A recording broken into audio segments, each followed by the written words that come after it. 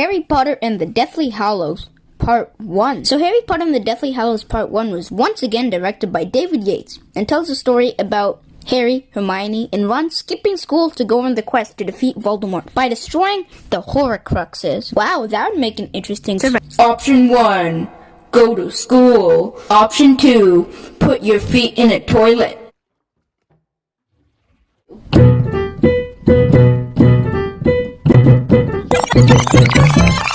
For more content like this, don't forget to like and subscribe for more videos. Oh, come on, I was demonstrating.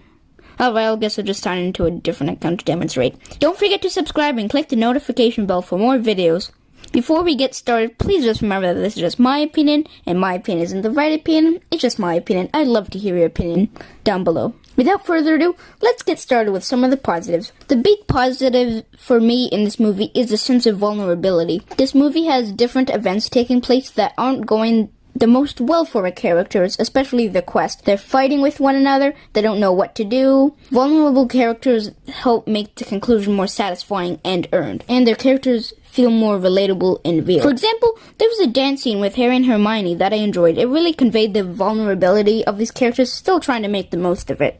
Also, the visuals in this movie are done really well. Some of the action sequences are so stunning and jaw-dropping to look at, especially a motorcycle chase closer to the start of this film. Overall, the visuals in the movie were done really well, but sadly I do have a few flaws with this movie. The first one being that this is half of a film. Really, the conclusion to the story is in the next installment, but they try to make its own story out of the first half, with a third act and a conclusion. I find the decision to make the Deathly Hallows 2 movies could help tell every important detail, but could hurt the pacing. But this movie is really setting up the conclusion to the next story, so it struggles to tell its own cohesive story on its own because it's set up.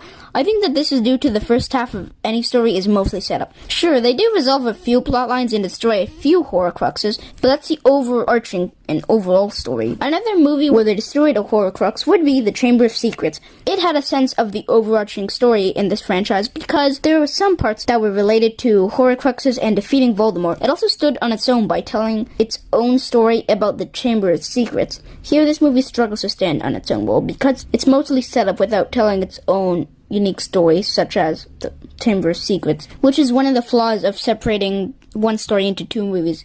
They struggle to give this movie its own plot as well as setting up the next installment, which I find each good movie or sequel in a franchise should. Even though the choice of splitting the book into 2 movies could help tell the whole story, it could make parts in this movie drag. For example, the movie has quite a bit of camping. I'm gonna give Harry Potter and the Deathly Hallows Part 1 a C+. Soundtrack review.